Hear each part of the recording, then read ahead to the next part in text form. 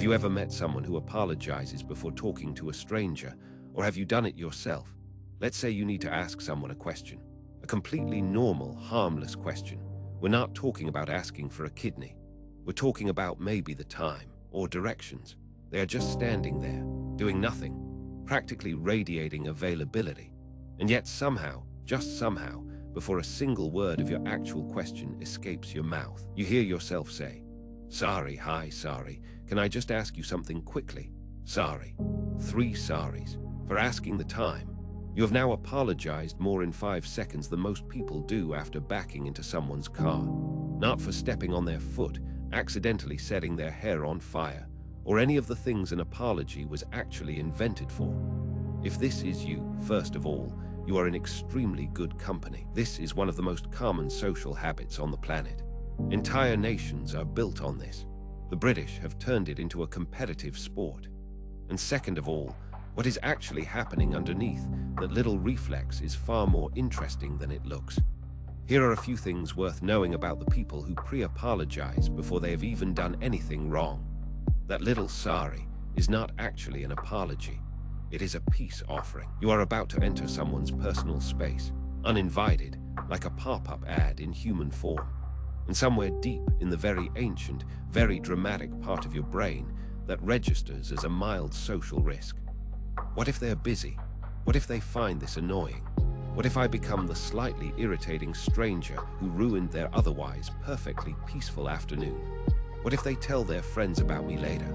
So the brain, being the clever, anxious little problem solver that it is, sends out a sorry, like a tiny white flag, before the conversation even begins, like a diplomatic envoy, arriving 6 seconds before the actual question. Psychologists call this appeasement signaling, a deeply human instinct to lower the threat level of a social situation before it has any real chance of becoming threatening. It is essentially your inner cave person whispering, "Please do not eat me," right before you ask a stranger if this bus goes to the city center. And by the way, nobody, literally nobody, has ever been eaten for asking about a bus.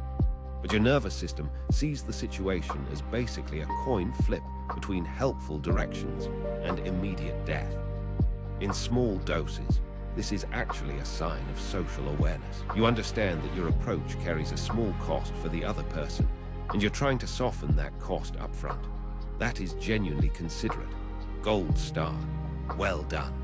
But when it becomes completely automatic, when sorry is the word that falls out of your mouth before your brain has even finished deciding what the question is, that is when it starts pointing to something a little deeper.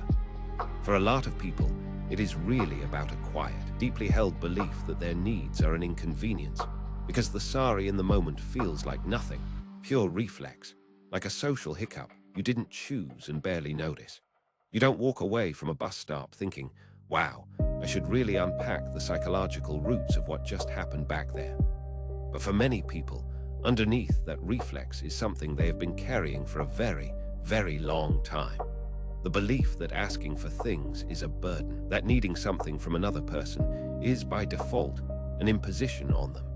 Like your very needs come with a small invoice attached that someone else now has to pay. That before you are allowed to want something, you must first acknowledge out loud to a complete stranger you will literally never see again, that wanting it is slightly problematic. This usually does not appear out of nowhere. It tends to grow in environments where asking for things was met with sighs, or that particular tone of voice, you know the one, or the kind of look that made you feel as a child like you had just made someone's entire day significantly worse simply by existing and wanting a glass of water. So the nervous system learned, it adapted, it built a little protocol. Step 1, apologize. Step 2, make yourself small. Step 3, now you may ask your question, but keep it short and look slightly guilty while doing it.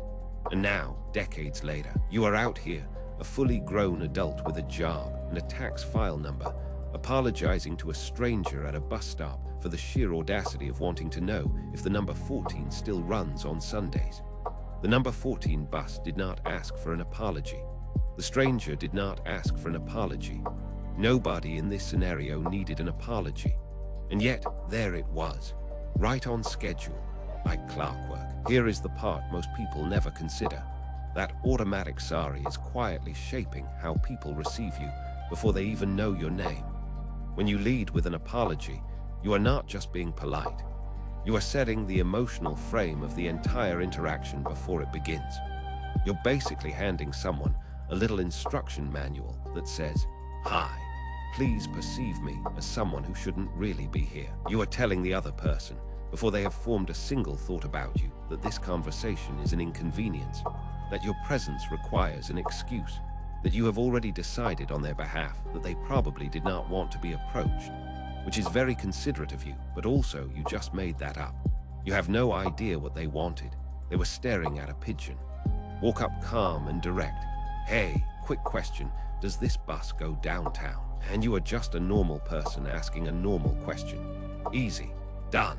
Everyone moves on. The pigeons are unbothered. The other person didn't ask you to shrink, but you already did. You framed yourself as someone who needs permission to take up space. And now, the whole interaction has this weird energy, like you just asked them to co-sign a loan instead of tell you what time it is. You do not need permission. You never did. Simple "excuse me" does the job beautifully. A direct question is not an imposition. It is just a question. And a stranger who gets very mildly inconvenienced for 30 seconds will, I promise you, survive the experience completely intact. Your needs are not a burden just because they require someone else's attention for a moment. You were allowed to ask from the very beginning. No pre-apology required.